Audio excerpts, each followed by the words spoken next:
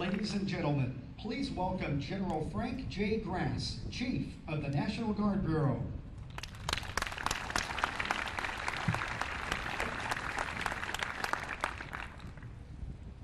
Governor Kulongoski, thank you so much, sir, for being here today.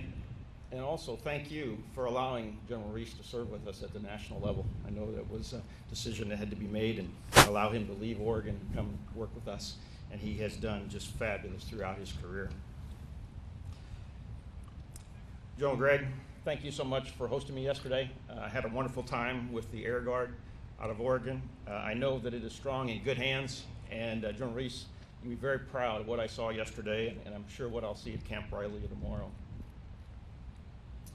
Distinguished guests, family, friends, soldiers and airmen of Oregon National Guard, it's my privilege to be here today to salute a great American.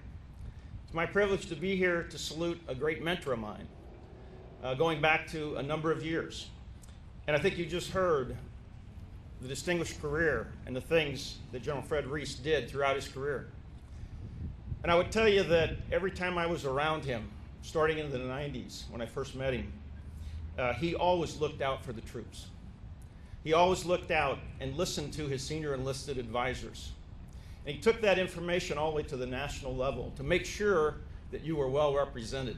And sometimes when I was chief of operations and we started mobilizing, he would wear me slick to make sure our troops got taken care of. And I really appreciate that coming from the field as well as at the national level.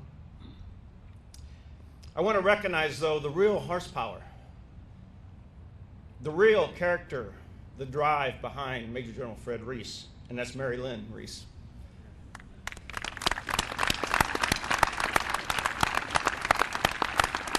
Mary Lynn, Pat joins me in thanking you for your sacrifice, for allowing Fred to take the family to many, many places around the map, to head off to many foreign lands, not knowing when he might get home, and then to serve at the national level and pick up your home and move. And to Carrie and Chris and Gordon, thank you and your families for your support of your father, because as we all know, none of us would do this without great family standing behind us. You've heard the highlights of General Rees's career. West Point class of 66, the first general officer of West Point class of 66. And as he progressed through his career, and in 1973, when he left the active duty and went to law school, he decided, I'm sure in his mind, that he really couldn't walk away from the uniform.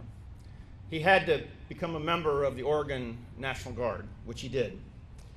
Many, many, many assignments in the Oregon National Guard, command assignments across the board.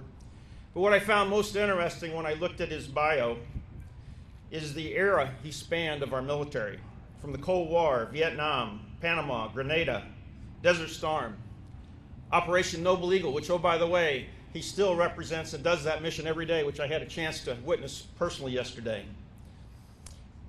Operation Enduring Freedom and Operation Iraqi Freedom, where he produced thousands of troops out of this state to go defend our nation overseas.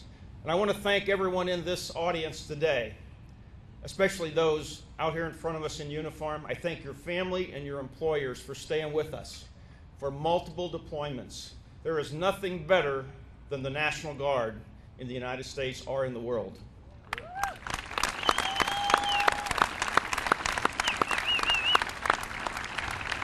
I wanted to take a moment and recognize General Rees's service at the national level, where I had the distinct honor and privilege, and many in the audience today, especially the Adjutants General and the former Adjutants General and some of the other 1 and 2 stars in the audience here today that received mentorship at the federal level, at the national level from General Rees. But his time serving as the Director of the Army National Guard, the Vice Chief, the Chief of the National Guard, a number of different occasions, as well as the Chief of Staff of NORTHCOM, NORAD. If I could point out a few accomplishments in looking back in history for the Guard that brought us out of what was considered the Cold War era, that brought the Guard to the stage internationally. The first one I recognize is the State Partnership Program. And General Rees was one of the godfathers, and there's other godfathers, and godmothers of the state partnership program in the audience today. But when we were originally starting that program, he was one of the individuals that helped get it up and running and keep it running even to the most recent partnership in the National Guard today, which is the partnership between Vietnam and Oregon. What a historical event, as well as the partnership with Bangladesh. 65 state partnerships, and Fred, I thank you for your support all along the way. I know it wasn't easy sometimes. The Youth Challenge Program, 29 states right now have Youth Challenge programs.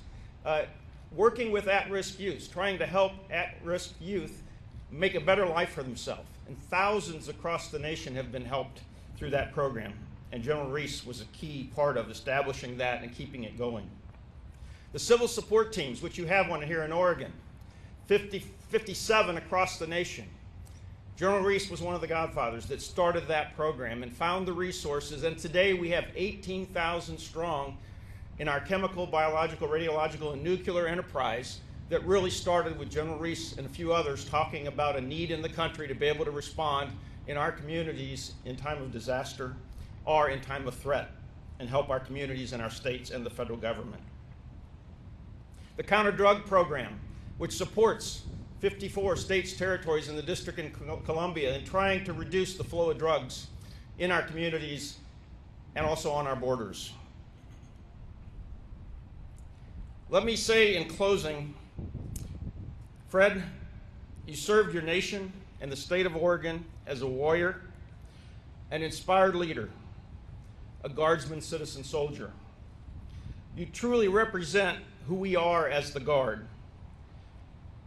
Just as the first Minutemen in 1636 of the Massachusetts Bay Colony worked on their farms and managed their business day to day, they left the plow behind in time of conflict to support their communities and their nation. So you did too, leave the family farm and your business venture to serve your nation and the state of Oregon when called to duty. Godspeed to you and your family. Thank you.